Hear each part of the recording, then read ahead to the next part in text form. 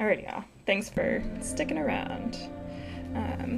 Okay, so let's start this next scene here. Yeah, what have we got in the journal? Ooh, creepy stuff.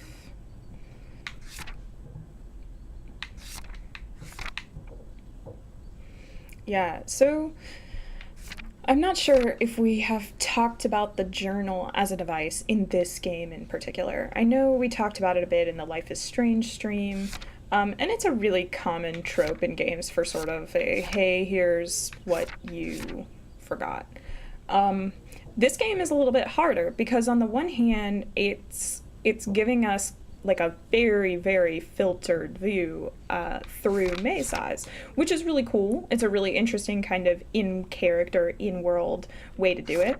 But the problem is that some of them are sort of so vague that I don't necessarily remember what some of these mean. Some of them I do, of course. Like, this very dramatic drinking scene that we have.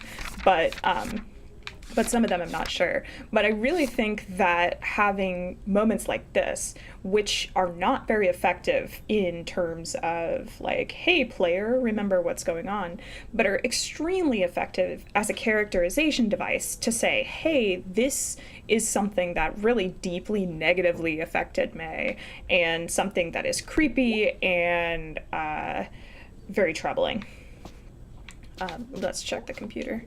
See how everybody's night turned out? Anybody online? Yes. I will say I have the same reaction to having messages in this game that I had to having messages in real life, where I'm like, oh, yay, I got a message. Um, cool. All right. Uh, oh, yay.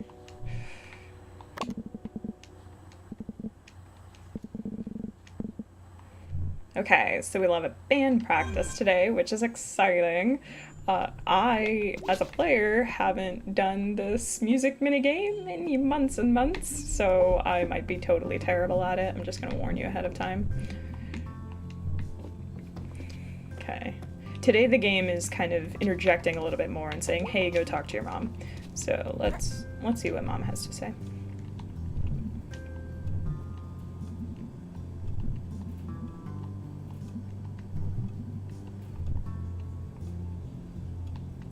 This moment of silence where I, as the player, can't do anything, and mom and I just stare at each other.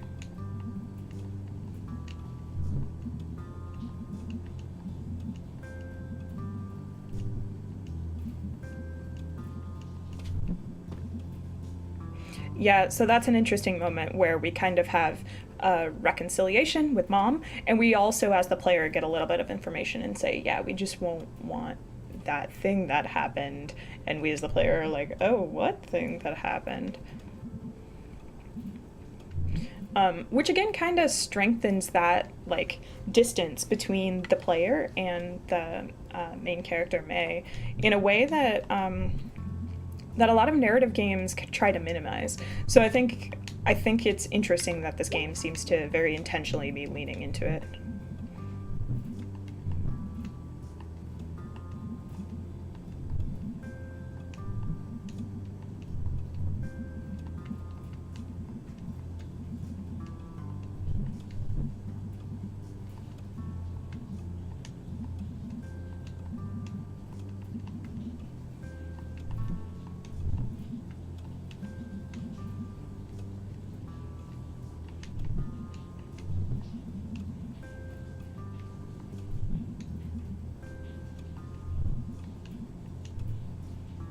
Man, yeah.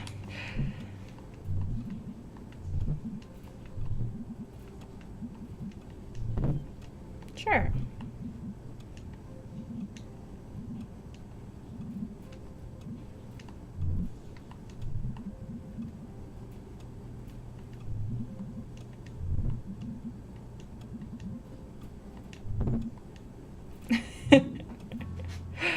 Yeah.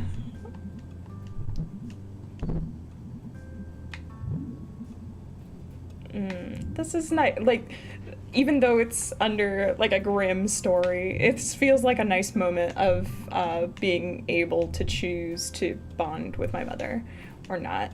And the interesting thing is, I don't know how, for example, like dynamic any of this text is. I kind of get the impression it's not very dynamic. But even if it were, having that kind of dynamism in text is actually quite hard to design, to sort of surface in that way. One of the hardest parts of designing procedural narrative systems is sort of figuring out, making design decisions around how much of the system you're going to expose versus how much you want to kind of keep the immersion in this land of narrative immersion.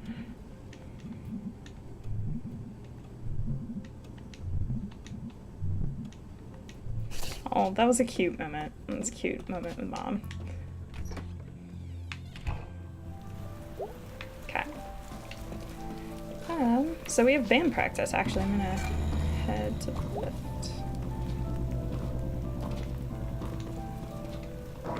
It's not lost on me that every time I leave my house, I kind of, out of instinct, start walking to the right, because this is a platformer game, and platformer games encourage you to walk to the right. And every single time I get this kind of, nope, you're going left, which feels like a very deliberate, subversion. I seem to be, my controller's dying. Oh no. Okay, let's see if I can get through. Might have to grab a charger.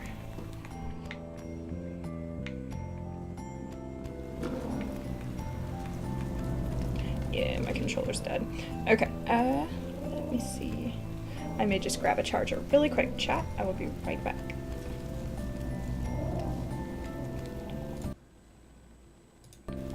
Yeah, also, I seem to have lost my beer back thing. So we're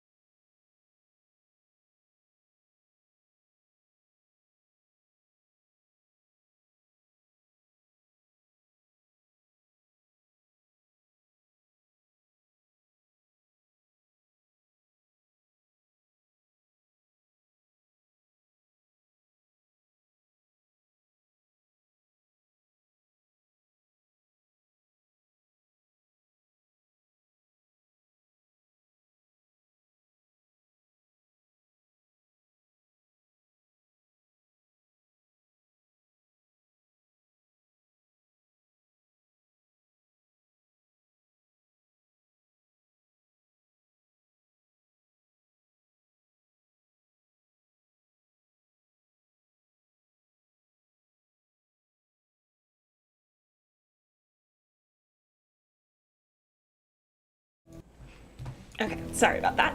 So, yeah, I did unfortunately change the batteries right before the stream, but I think the batteries I put in may not have been fully charged. So we've got band practice. Let's find band practice. See if Phoebe's here.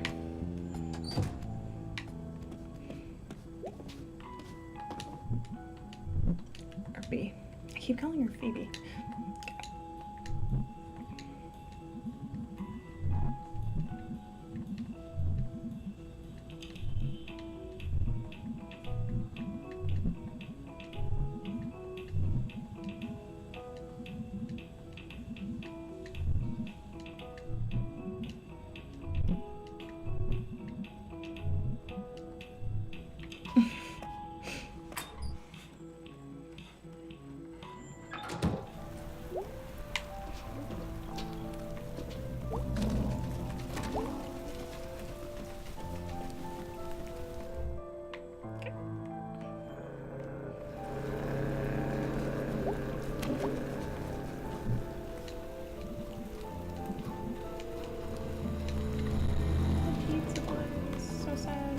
I guess I could have stopped in and said hi to Angus.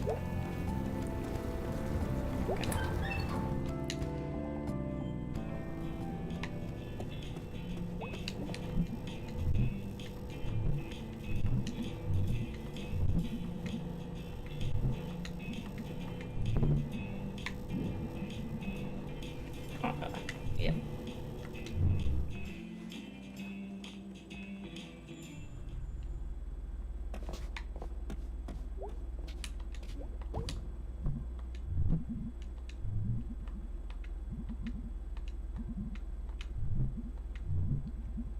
Yeah, I'm like, what is a roof door? Ah, got it.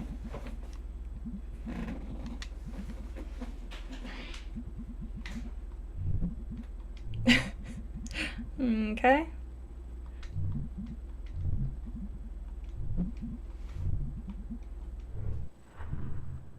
Okay. Let's hope this goes alright.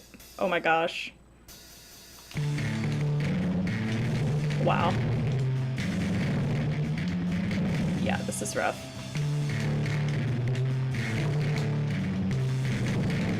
Oh gosh.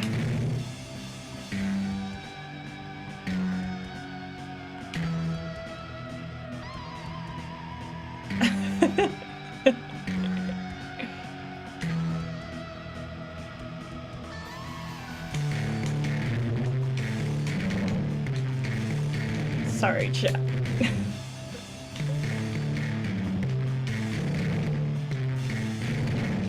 Oh my gosh. So intense. That A to Y is like really hard for my thumbs to do.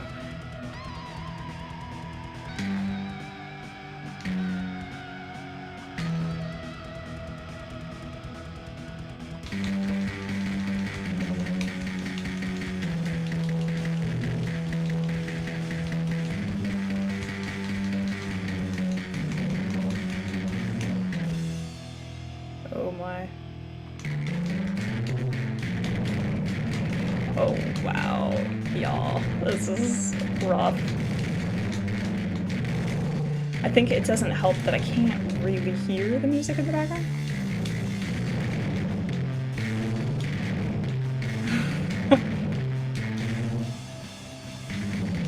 Woof, that was rough.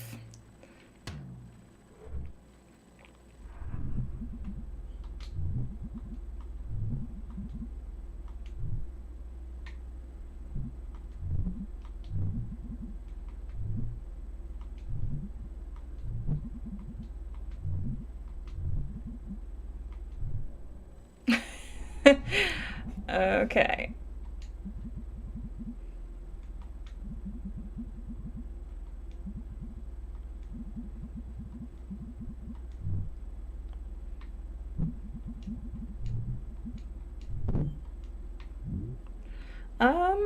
I mean...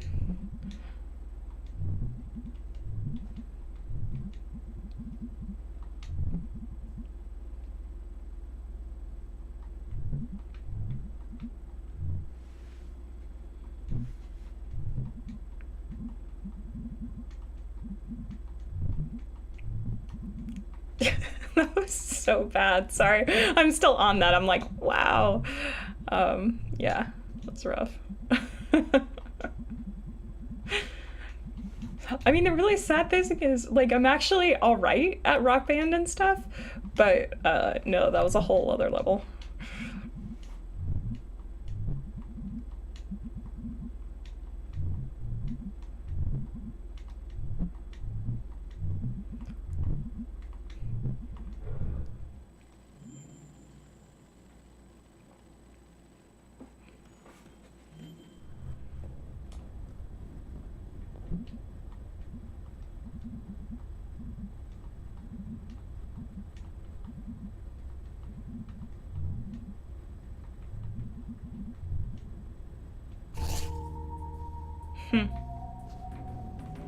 Interesting.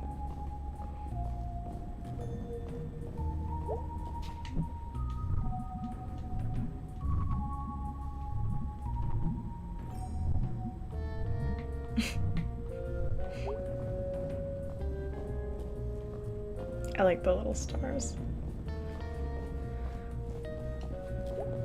Okay.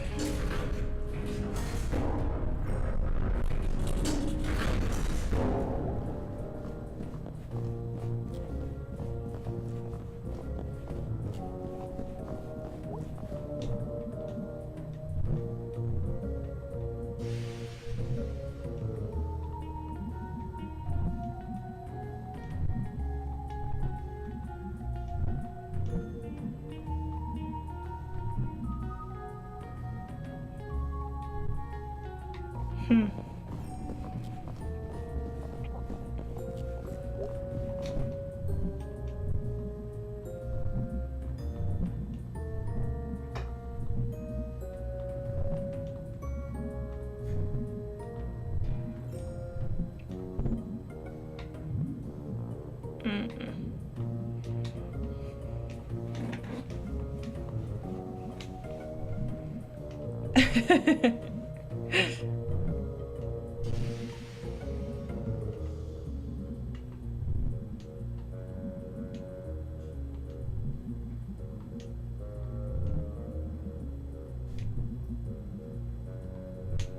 Hmm. Cute.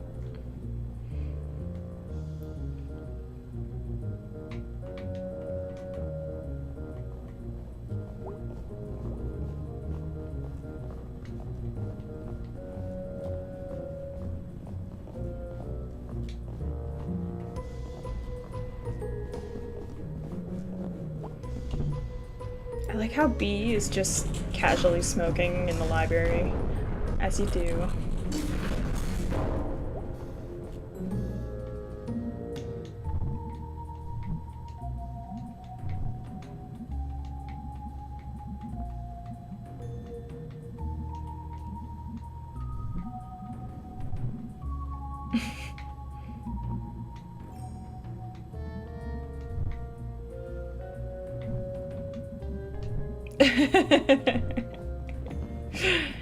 Yeah, that does sound a little ridiculous. Okay.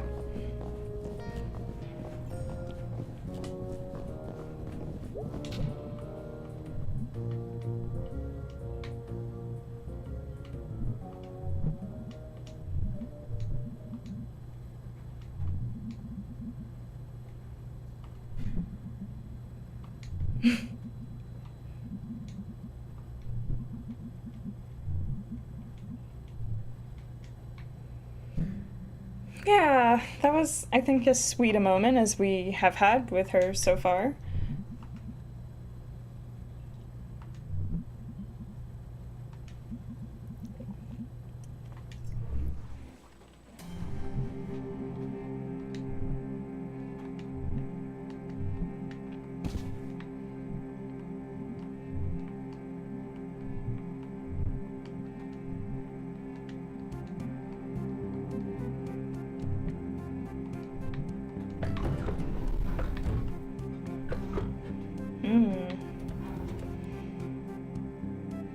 Spectral happenings.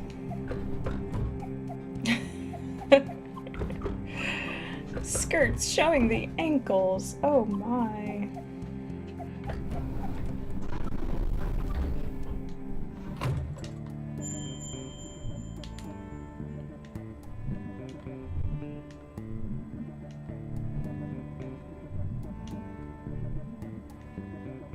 After the softball incident, so that sounds like new information that we didn't previously have.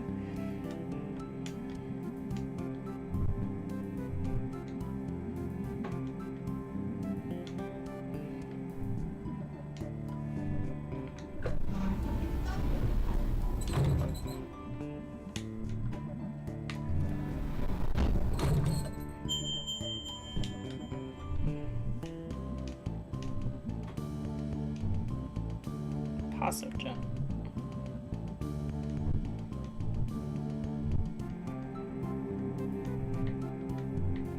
Yep.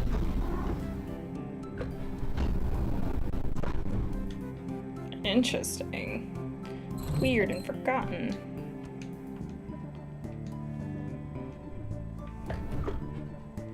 So creepy. Yeah, and some of this, I kind of just want to see the characters' reactions. Like that feels like a moment of kind of exposition between the two characters where we sort of see, yeah, you know, B doesn't really believe me, but is here because we're friends now.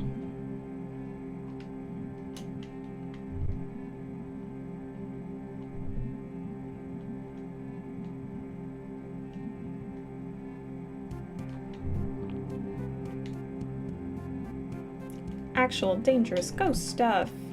I like history. Ghosts are history. History that won't stay history.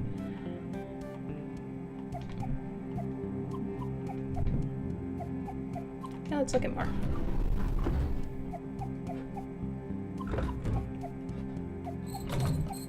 We are very anxious to be delighted.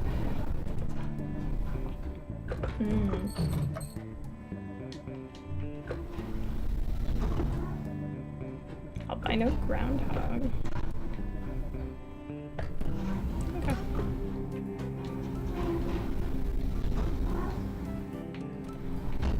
How do I leave? Keep your pies safe. Pies are missing.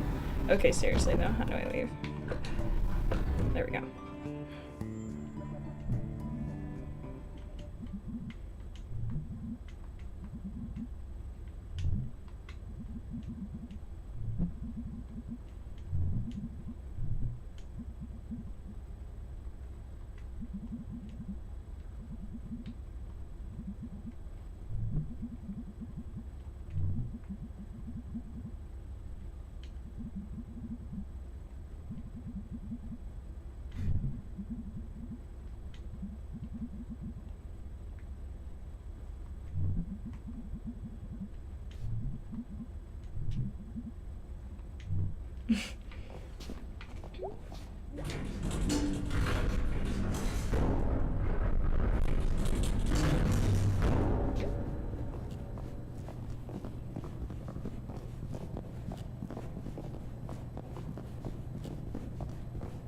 Okay, same one.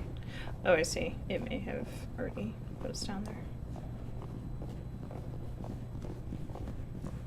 Just trying to leave.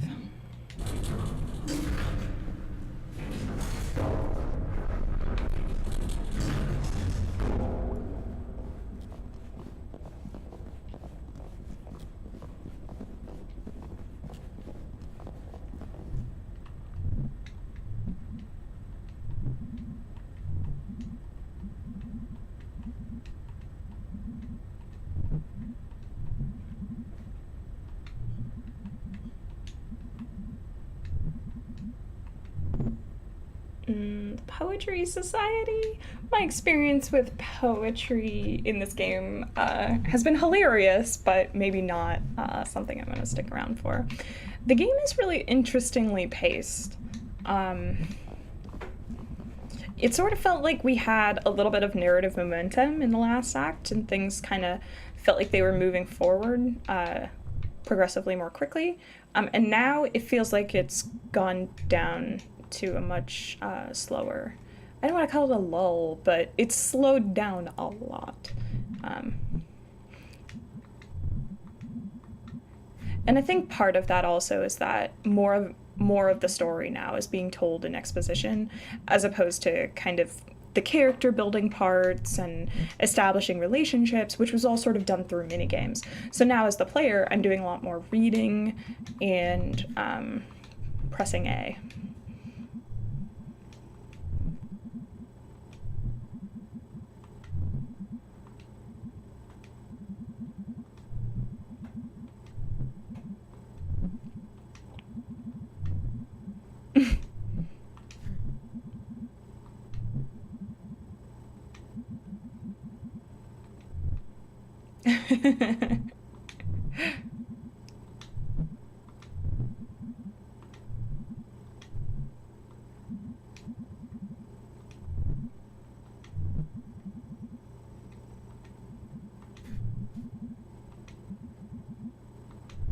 Okay.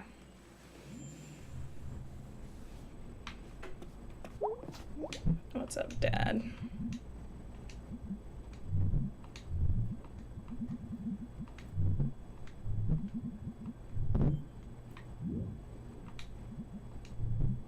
That was a really interesting choice between we were and we are.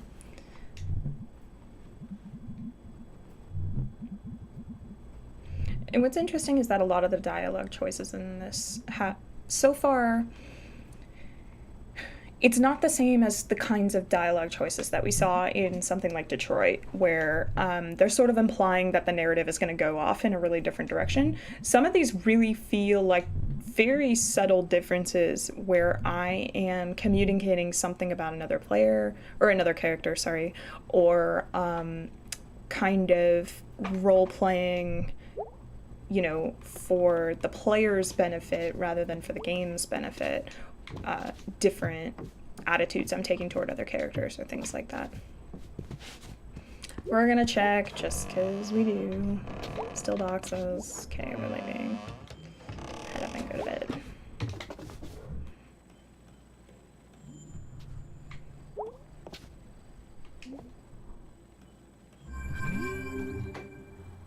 Okay.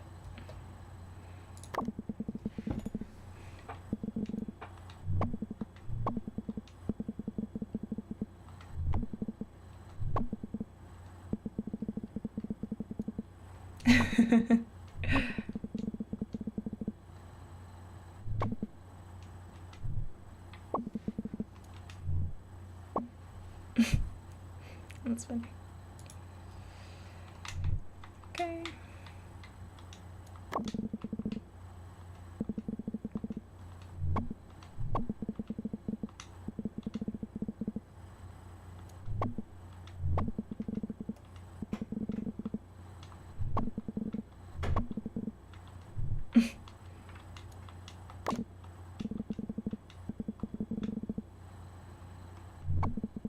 This game does do a really awesome job of your relationship with Angus, I think, because they do a great job of you're friends with Angus, and you're definitely like sympathetic. He's a sympathetic character, but at no point does it ever feel like you're best friends with him or have the potential to be. He always kind of feels like, that friend of a friend. Which is really cool how that's written, because as a player then I'm very clearly guided to these other two characters are, the ones to focus on.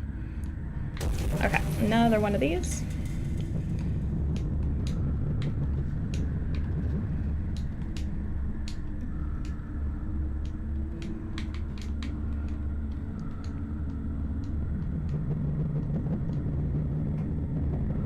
That is super creepy. Wow. Yeah, I'm impressed actually. That's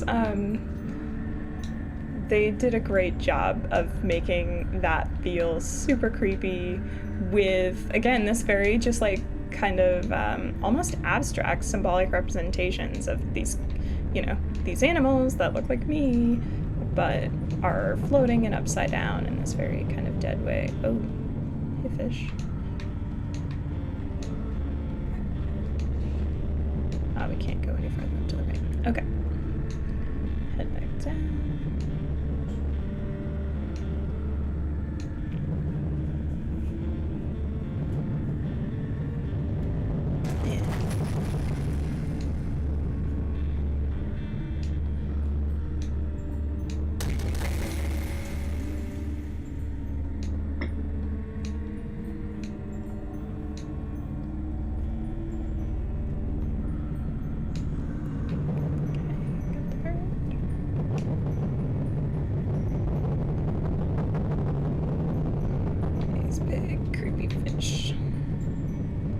I mean, they're not that creepy, I guess, but they're glowy, and so far every glowing animal has tried to eat me, so...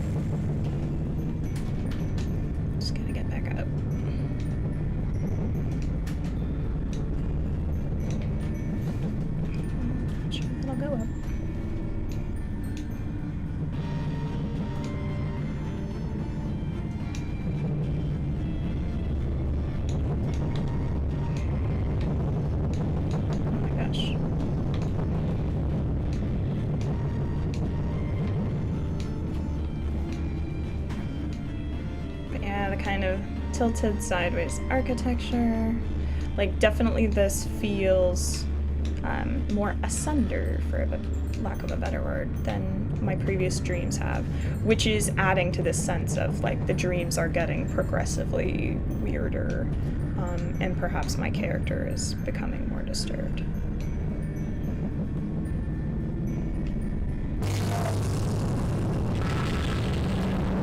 Whoa.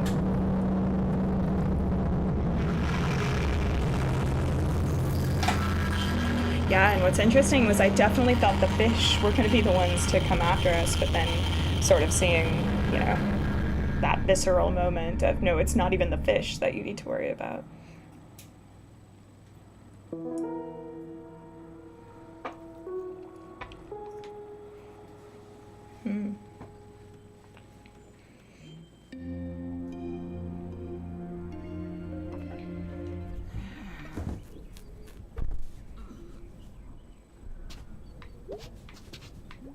I do think it's cute that the first thing I do when I wake up is reach for my shoes.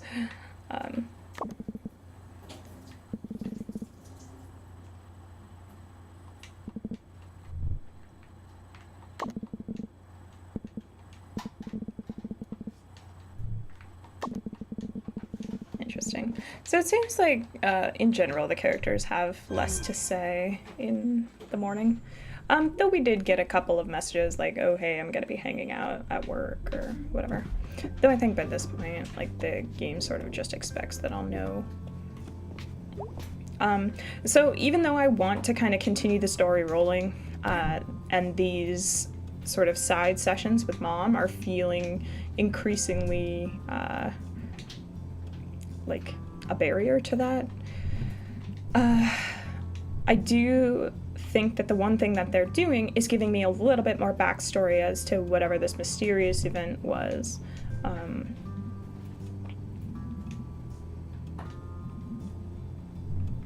And it gives me a little bit more information about myself as a player character.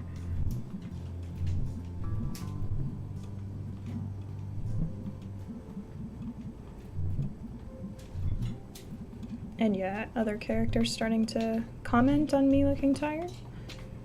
I guess I could keep talking to Mom.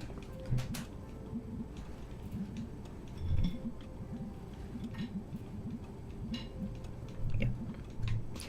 And the game kind of saying, no, you're good.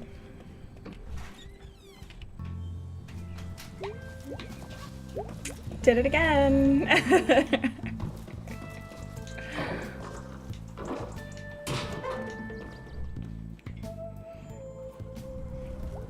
And chat, if you have opinions about whether I should be going to see V or Greg first, let me know. But otherwise, I'm just gonna kind of hit people up in order. I mean, so far it does feel like I've been spending more time with V. It might not be bad to spend some time with Greg. Yeah, maybe I'll do that. Steal a pretzel on my way.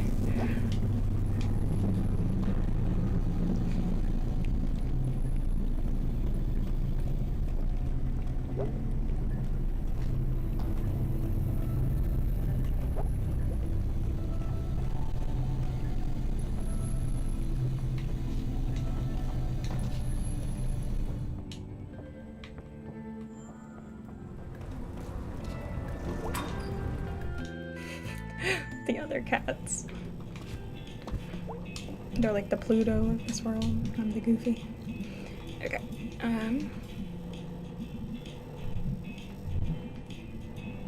Oh man.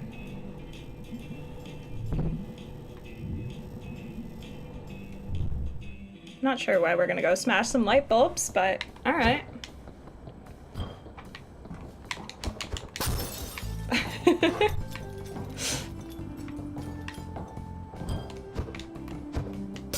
Yeah, I think I need to be staying way further back. Ow.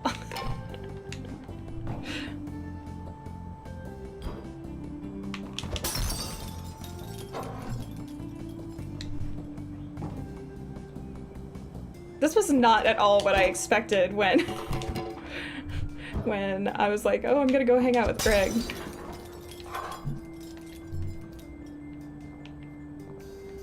I do kind of wonder how long this is gonna go on. Aw. It's fun though.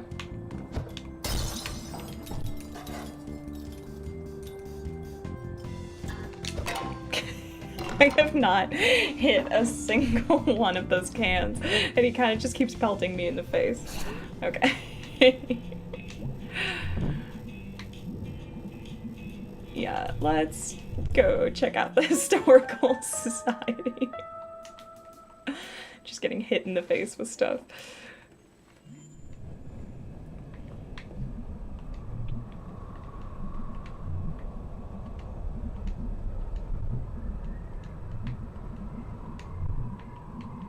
Such a different relationship between them, and I think the writing really expresses that well. Like, the writing certainly has a lot of voice that I think carries through.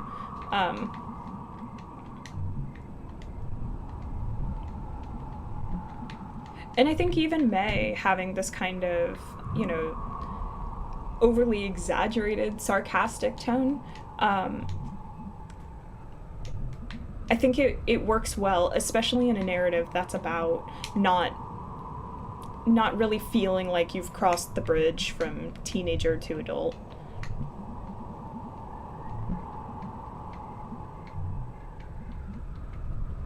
Okay, let's go find us a ghost. Oh, wow. Yeah, the color palette.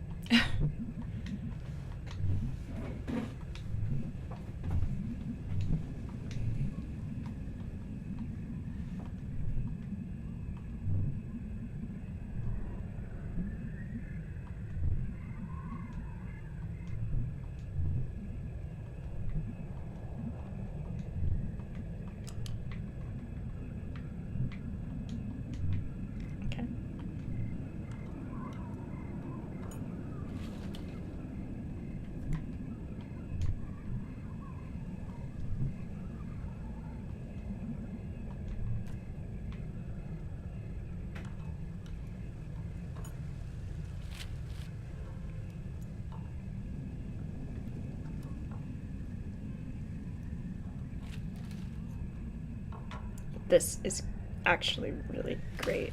A lot of suspense. So yeah, this is a great moment where, as a player, I'm being asked to basically do nothing while I'm hearing these kind of audio cues that indicate something else is going on out there, which is a sort of great, like, suspense building moment.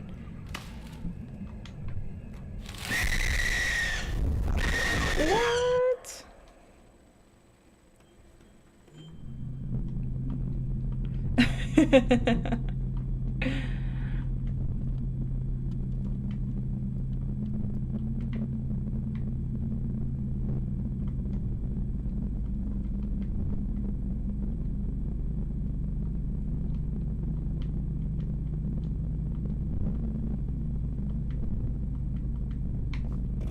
Okay, let's find the map room.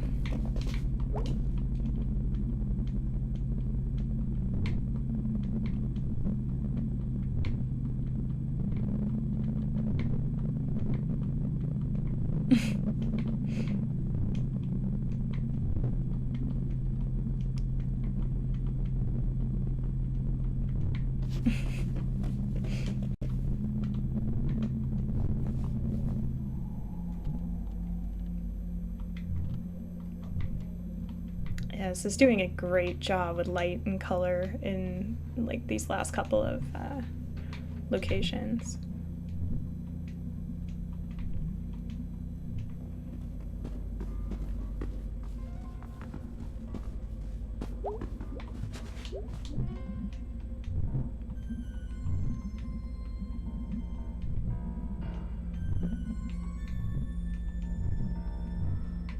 Okay, well, naturally I want to climb them. No.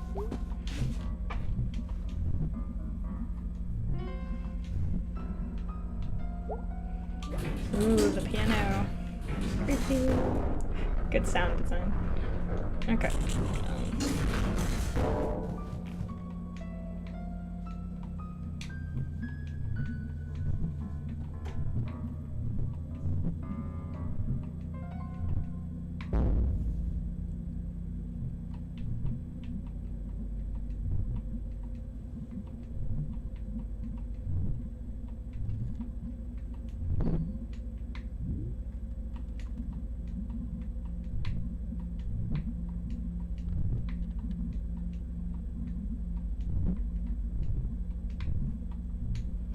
Crimes.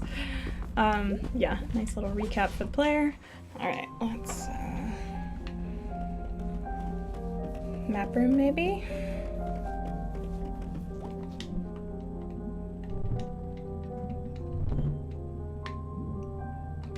I'm gonna say no so that I get the info.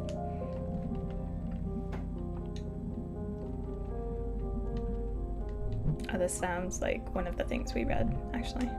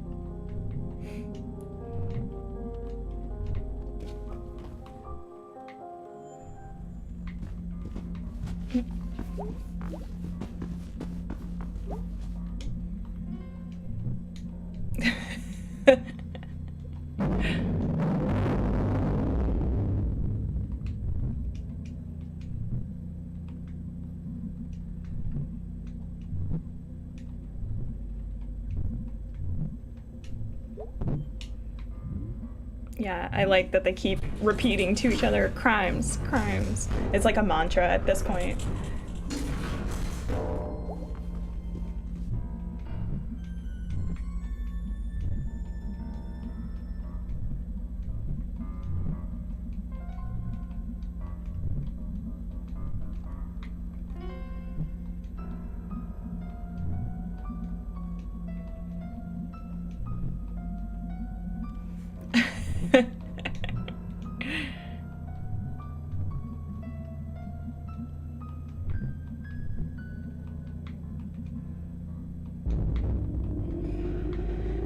Yeah.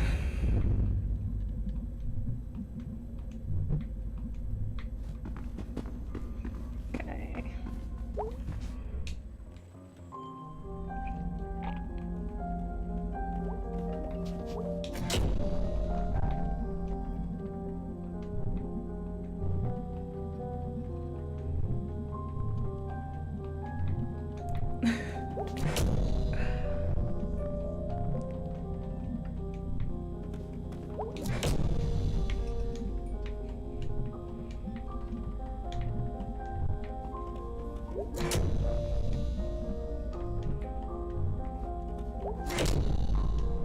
I really like the music in here.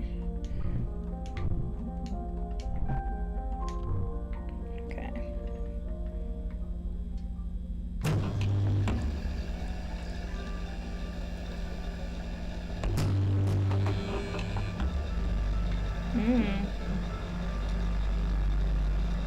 We'd already had some weirdness with church official people, so...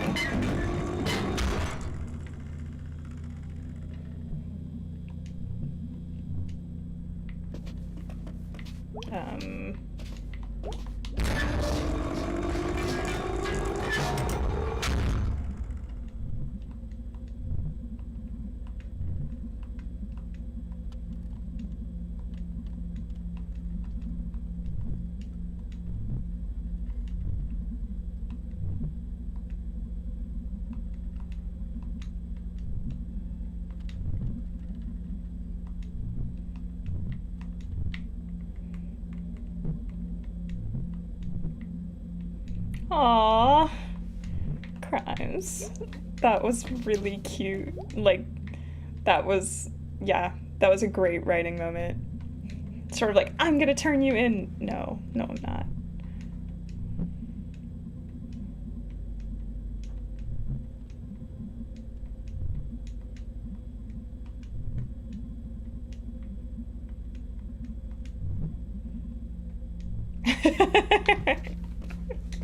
I mean, at least the level designers are, you know, aware. Sort of a little bit of like self-deprecating level design humor there. Okay.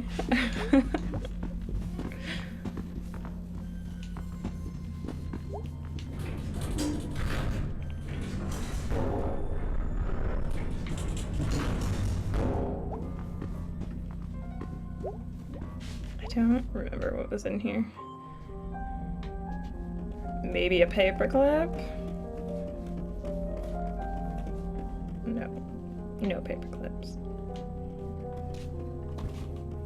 I really, really wish I had a button to make my movement speed faster. I remember having this problem with Kentucky Route Zero in places too, where, you know, a lot of the puzzles are things like go to a location on a map and hit a button, and when you're sort of artificially limited by your run speed, sometimes that can get a little bit frustrating.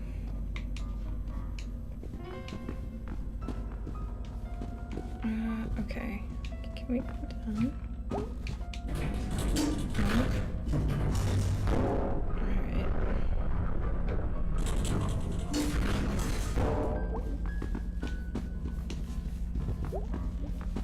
Wow, I don't remember how we got in the other one. I thought there was one more level below that.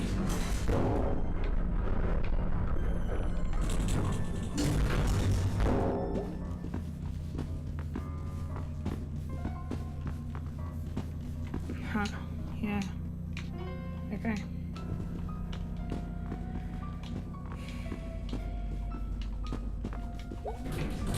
Guess we'll go back up.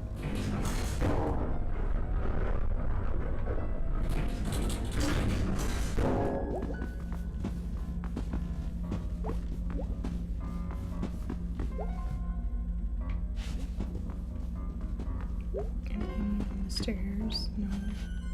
Okay.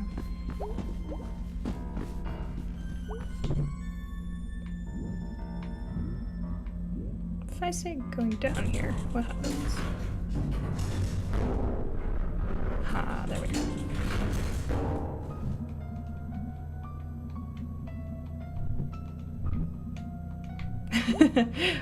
I do sort of like that self-aware moment.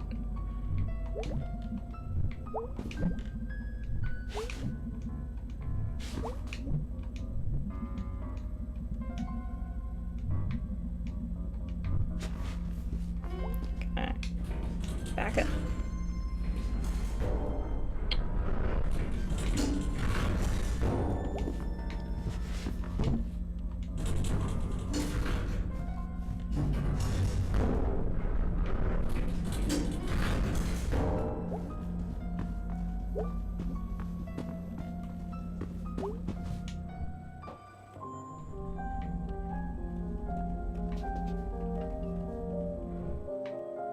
I really like the music in there. So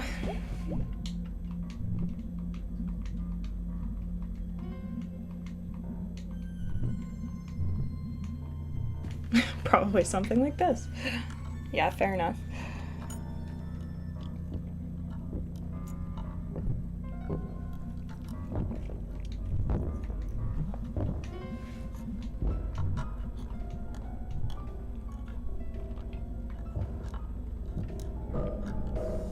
Really good sound.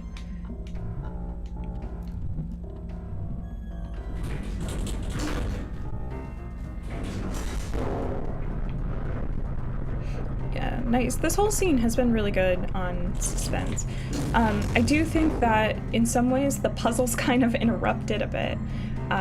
Like in some ways I think I want fewer puzzles in this game. Like I kind of just want to go and play through the story. But maybe, I don't know, like maybe the designers tried that and it didn't feel right in terms of pacing. But I do feel like there are these kind of moments that have this suspense and that this kind of like building drama, and then because puzzles are so player directed, you as a designer can't control the kind of pace of intensity there as easily. And especially when the puzzles consist of backtracking, it kind of kills that narrative forward momentum.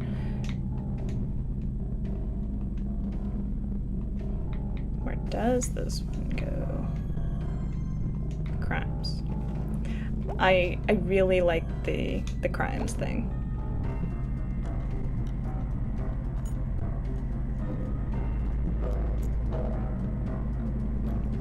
See, like this was perfect, where I had a couple of small interactions so that as a player I still feel like I'm invested, but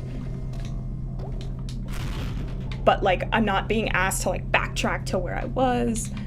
And yeah, this feels really good in terms of the amount of agency I'm giving.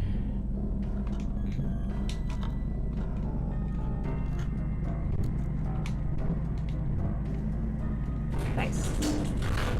Like, see, I'm really invested. I'm like, oh, good, he got it done just in time. As if there was some other option that was gonna happen. But that's great. No, that means that, like, on a sort of narrative story level, I'm invested and immersed. That's fantastic. Okay.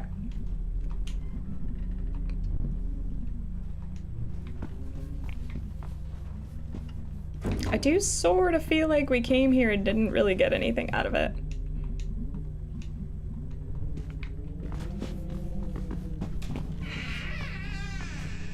Oh, excellent sound design.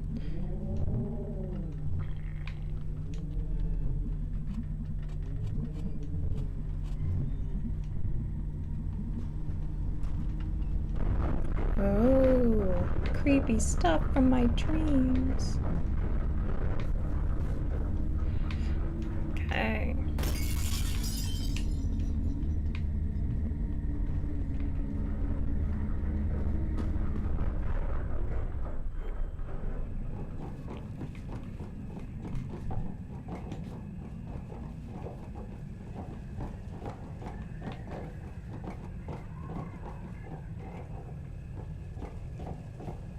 This does feel like a very teenage moment.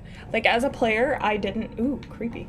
As a player, I didn't actually get any new information or get much out of this. You gotta jump. But, nice subtle screen shake. But somebody came, and it's that moment where as a teenager, you're gonna get caught doing something bad, so you've gotta run.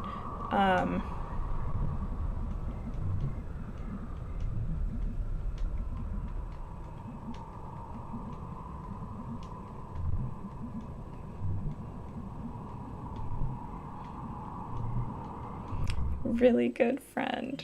That was a great moment.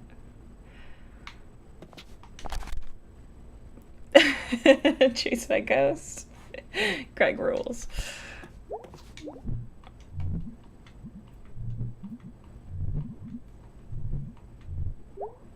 Yeah, let's just go to bed. It's interesting. I feel myself increasingly wanting to talk to Mom and increasingly not wanting to talk to Dad. And, you know, there's a bit of role-playing going on, but also, like, I don't feel like Dad has really connected with me in the same way that Mom has.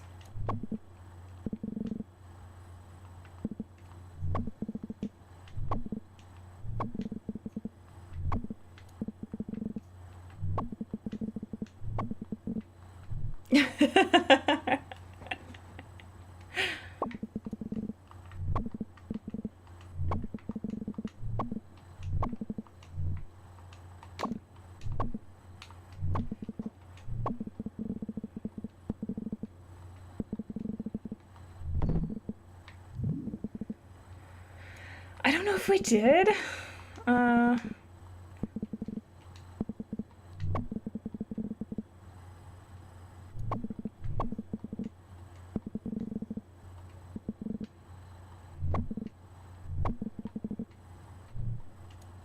I like how everyone asked for a second opinion. The parallelism there was great. Okay. Alright.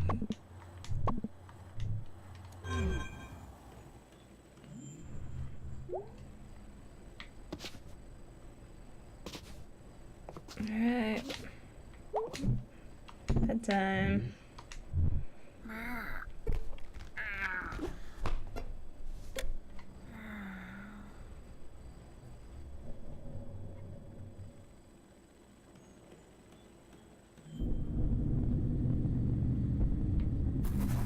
Wow.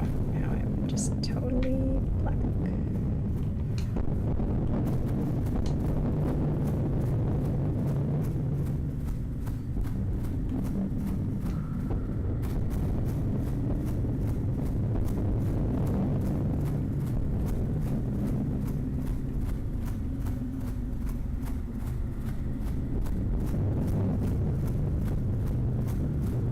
Wow, yeah, the lack of stuff here feels very empty and desolate, creepy.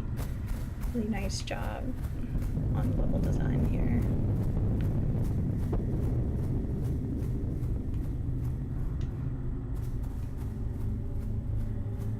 Very beautiful. And yeah, this camera sort of pulling out. Ooh.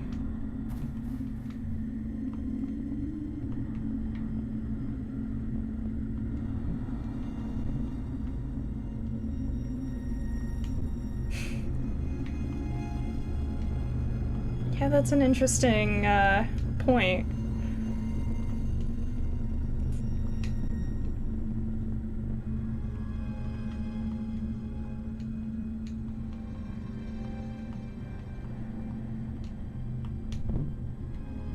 Wow.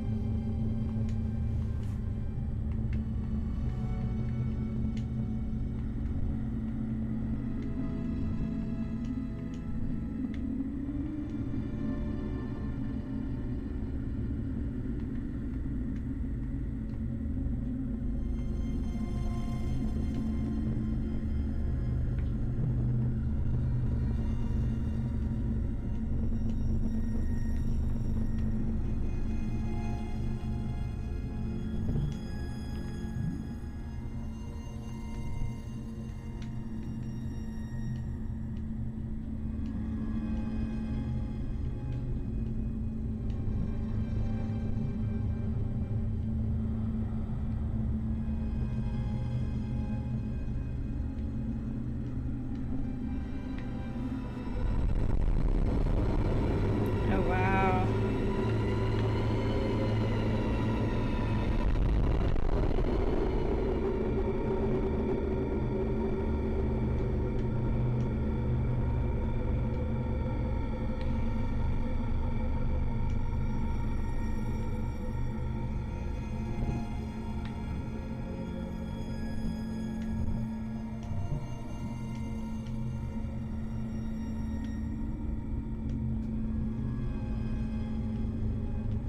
So it's a really interesting thing where they are sort of using this this present perfect tense as like an interesting way to distinguish this particular character's voice as different from the other ones.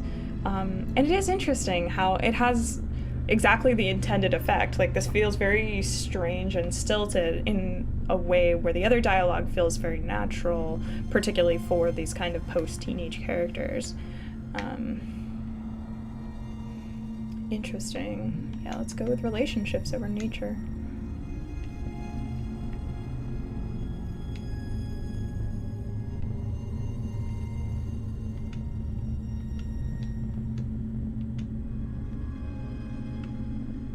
Oh. Wow.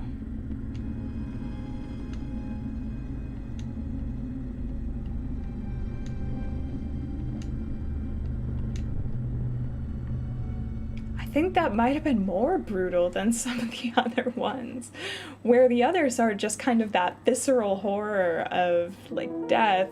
This one is a little bit more focusing on the existential horror of why do you exist and what's the point.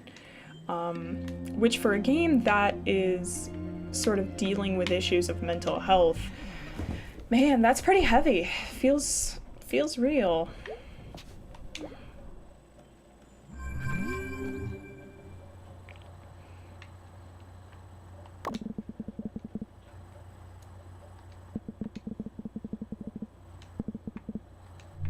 Yep, everybody telling me where they are. Yeah, I do find that as I'm playing and as I'm sort of gaining mastery over this game, I do feel less interested in going through the motions of things that previously felt like they were offering real ways to connect with characters through this roleplay. So I'm feeling less like talking to mom and dad, though still like talking to mom. I'm feeling less like getting on Messenger in the morning because I already know what everybody's gonna say. So it's kind of this interesting duality to what May's feeling too.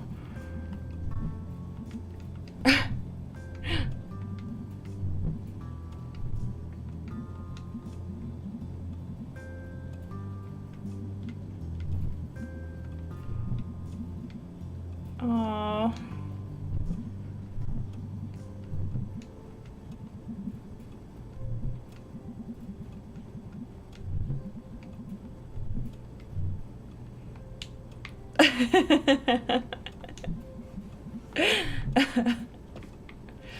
That was great. Nice little silent beat there. That was good. Okay. Okay. See, but this is a thing, is that before it felt like the second or third time I talked to mom, I was gaining more new information. With the last few times I've talked to mom, it feels like I get all the information on the first time, and the second or third time doesn't really do much. Those people are gone! So walking to the right actually did something.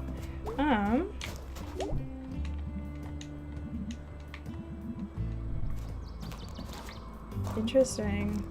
Kind of feel like I should go back, but I'm gonna keep going forward.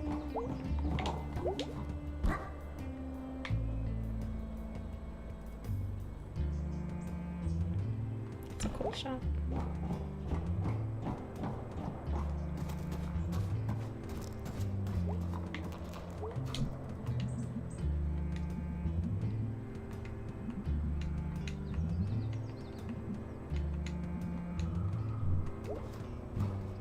Yeah, okay, we go farther. But, good to know.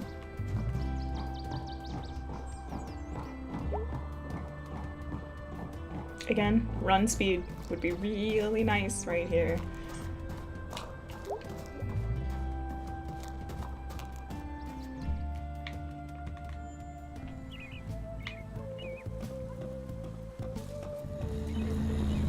Was that a... oh, that's a squirrel.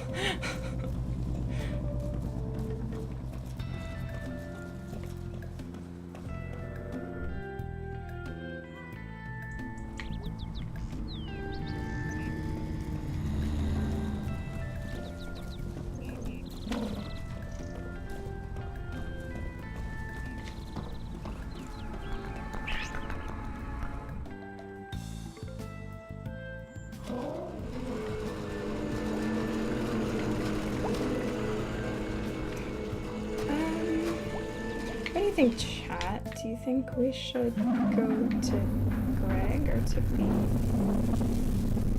I'm a little torn. I think I have more fun with Greg, but I think B actually is what we should do next. We should do the graveyard.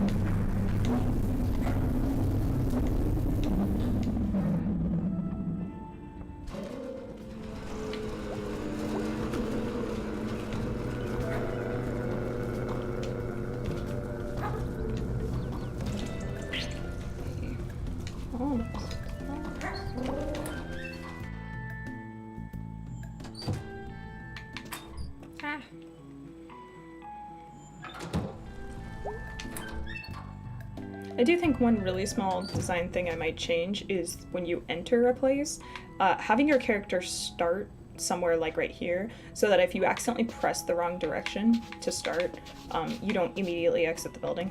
Just like a small detail that I think I would probably change. Okay.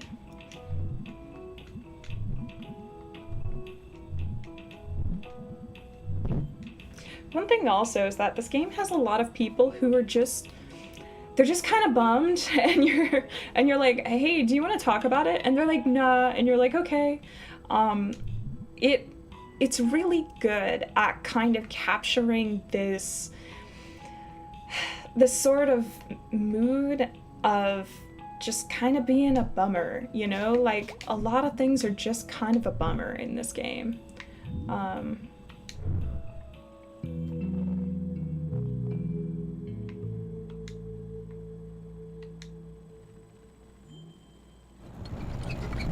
Which, yeah, I think is definitely a feeling that a lot of us can relate to, going through periods in our lives where, you know, stuff's just kind of a bummer.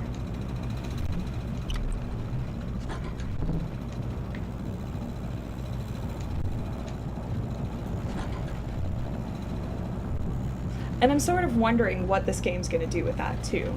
Like,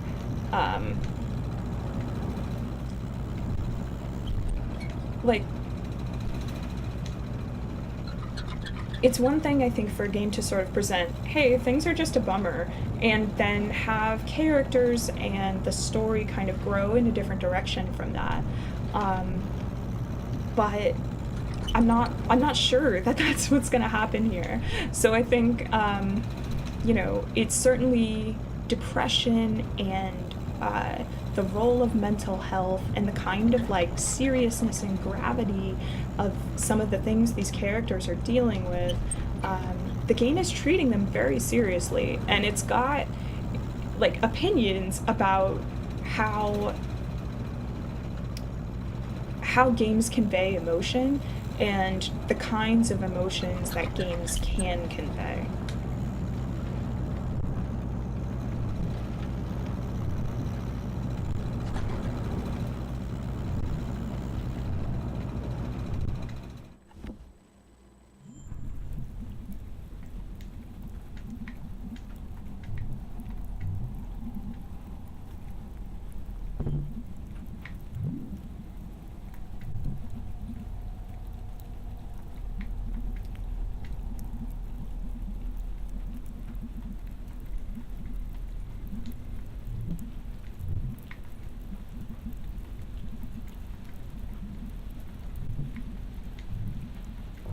Yeah, interesting.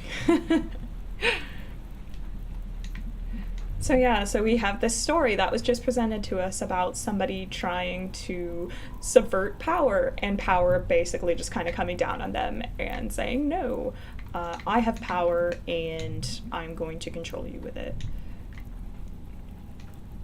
And we're seeing that a bit from various other authority figures in this game too, particularly like the aunt, a bit with the parents, though we as the player are able to be a little more dismissive of that. But, you know, I am kind of curious with like what this game is ultimately saying in that regard.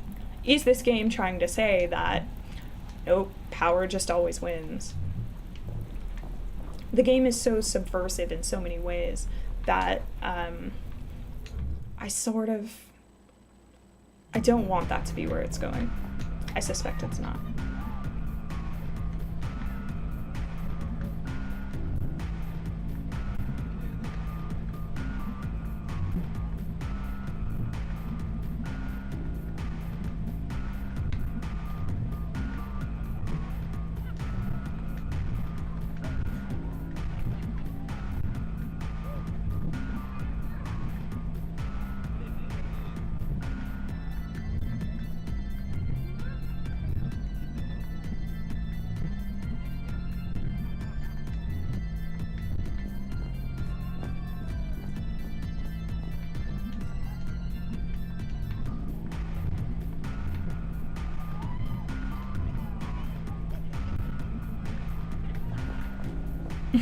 It's a fair point. Can anyone dance? Aww. The dancing animations are cute. Are we about to dance? Oh, I hope so. Aww. Okay, the best part of this game is the wiggly arms. Like, by far. Oh, this is really nice.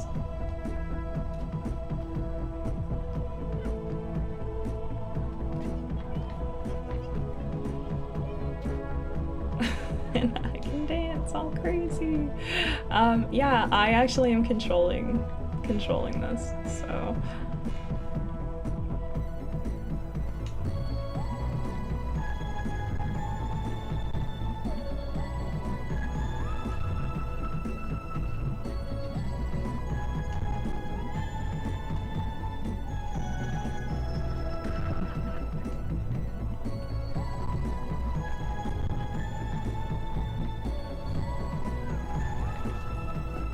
Aww. I do just want to keep dancing. This is lovely.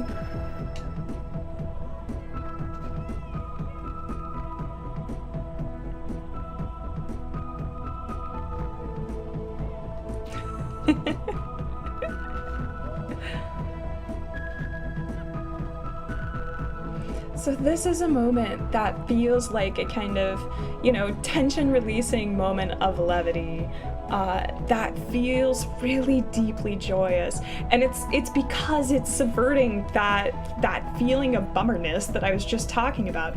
You know, we have this kind of almost oppressive, you know, feelings of kind of depression and grimness, and then just to have this moment of we're dancing, the music's happy, the lights are this really pretty soft pastel. Yeah, this is a wonderful moment. It's a great scene, and having contrasted it with the car ride we just had, it's really great.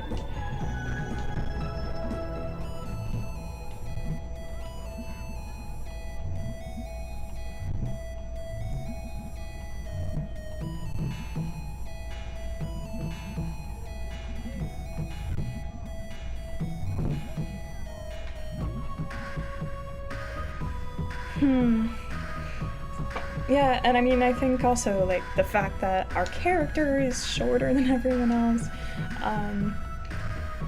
Yeah, I think sadly we're about to have a reversal of that, where, whoa.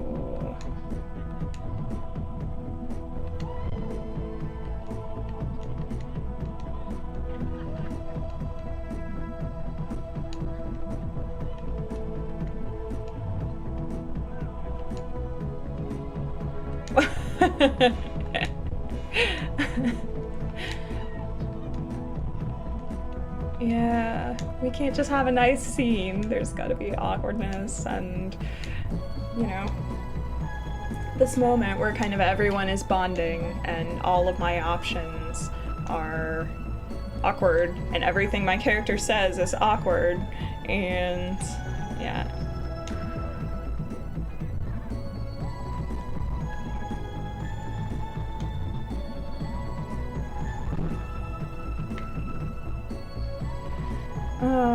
Yeah, I think I'm just gonna leave then.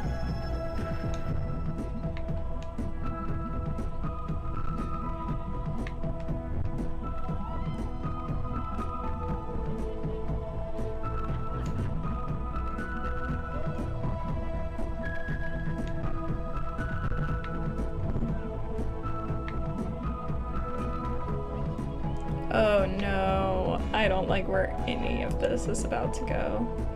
Why can't I just be a good friend to be? Like, why is that so hard? Alright, let's do it.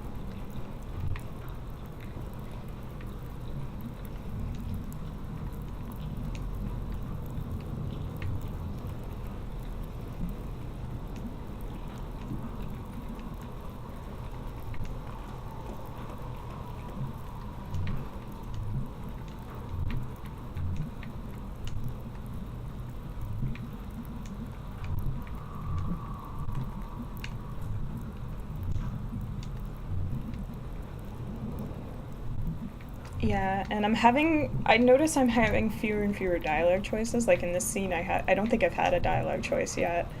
Um, which I think is also kind of indicative of my character kind of potentially having less control over herself. I mean, obviously she's being very aggressive here.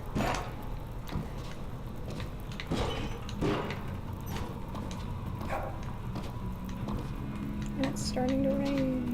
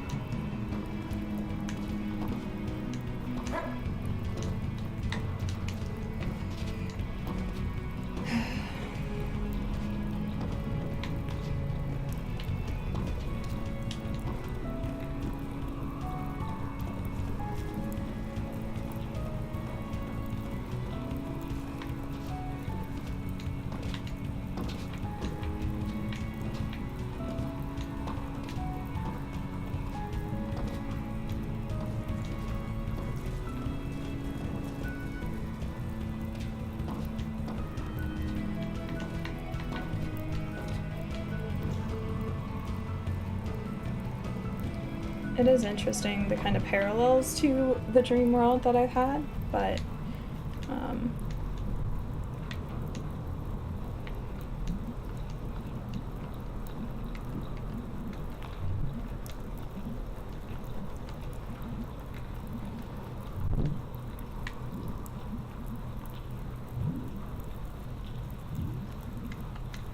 yeah, let's maybe stop saying judgy things.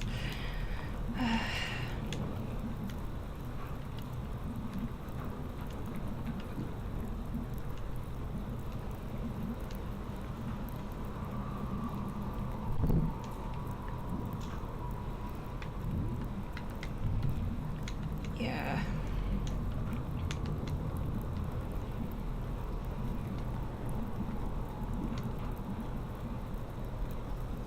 It's really rough. The sort of foil between these two characters and the juxtaposition. Like, B's struggles basically bring, May's struggles into relief.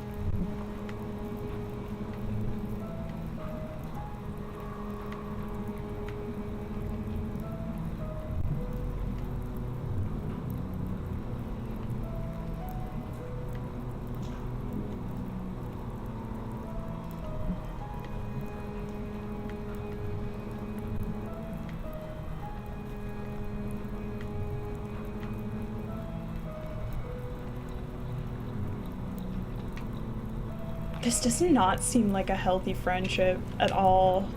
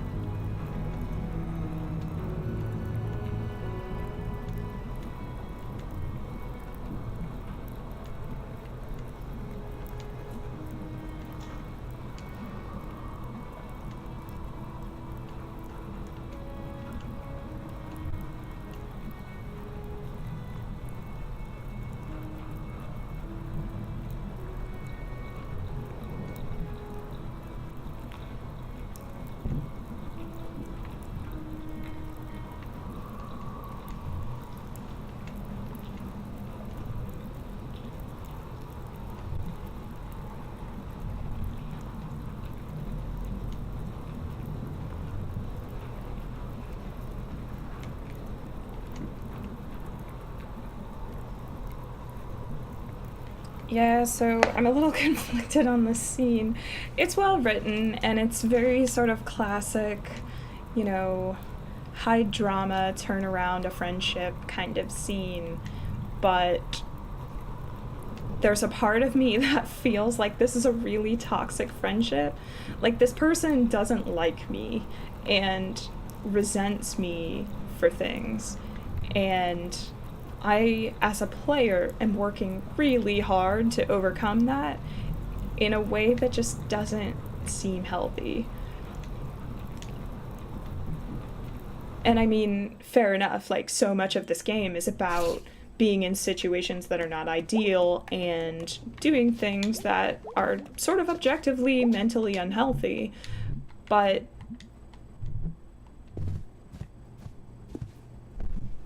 oh, that was interesting. I don't think I've had a moment yet where, without prompting, I just kind of sit down and talk to Dad.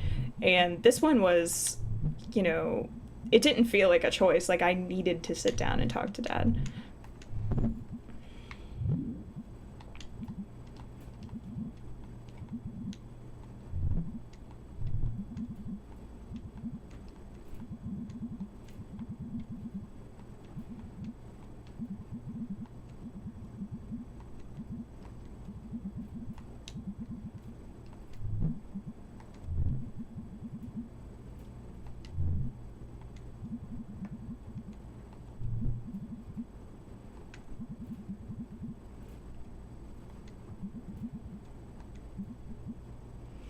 Yeah, I mean, one thing I will say is that as bleak as the tone of this game has felt so far, it really, really captures the hopelessness of feeling trapped by money.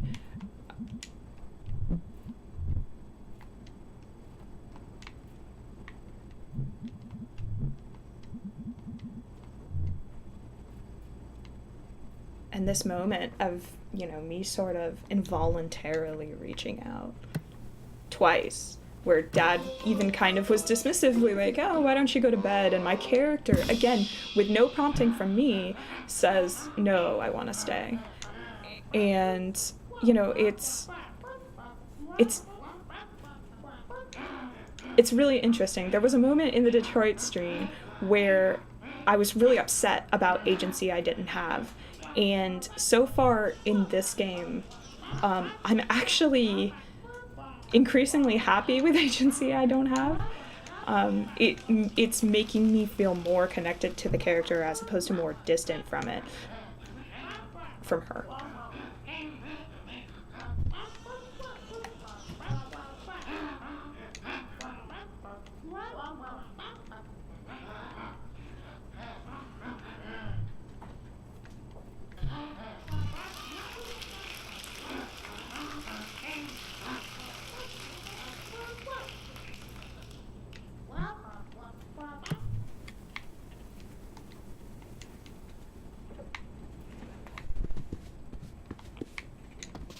Okay, gonna go to bed.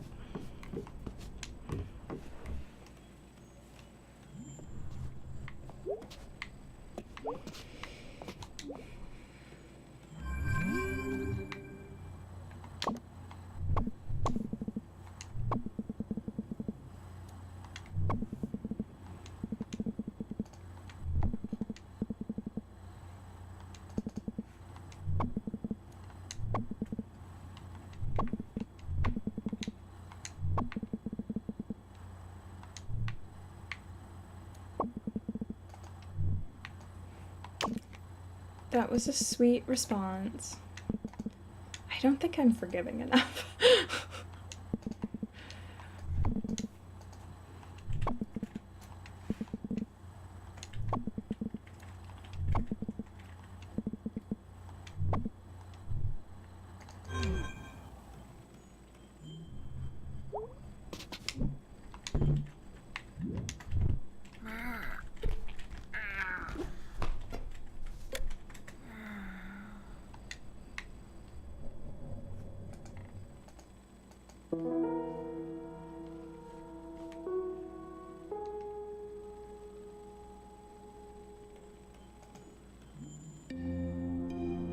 No dreams.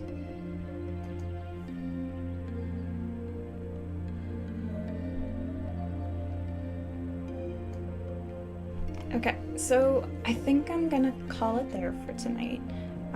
And I might try to squeeze in a bonus Christmas stream tomorrow and see about finishing this, but if I can't, we will keep playing this on Wednesday. And yeah, I think there's a lot going on. It's good to catch up on this stream, and again, I'm so grateful for everybody coming out, especially after so long an absence. But there's a lot of interesting stuff happening. I think next time I want to talk a bit more about the pacing.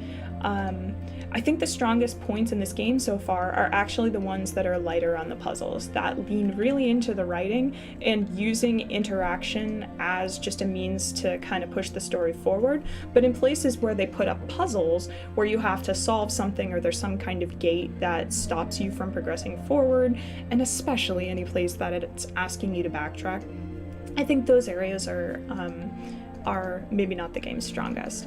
But I'm really excited to see where this keeps going. I think it's been doing a great job of balancing both the storylines between May and her sort of fluctuating mental health, her relationship to the other characters, while at the same time kind of having this framing narrative of, you know, these ghosts and this potential weird church thing going on, using those as kind of this means of pushing forward on the story and foregrounding those relationships and the May's mental health and her guilt and a lot of the pretty heavy emotions that she's feeling in relation to all the characters around her.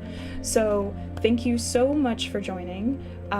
I will get YouTube videos of this up as quickly as I can, and if you are not already following or subscribed and you enjoyed the stream today, please, I would love to have you and have you hang out more often, and I'm excited to see you all on Wednesday, if not tomorrow. Just check out the Twitter, and I'll be posting on the Cerebral Arcade Twitter whether a stream is going to happen tomorrow.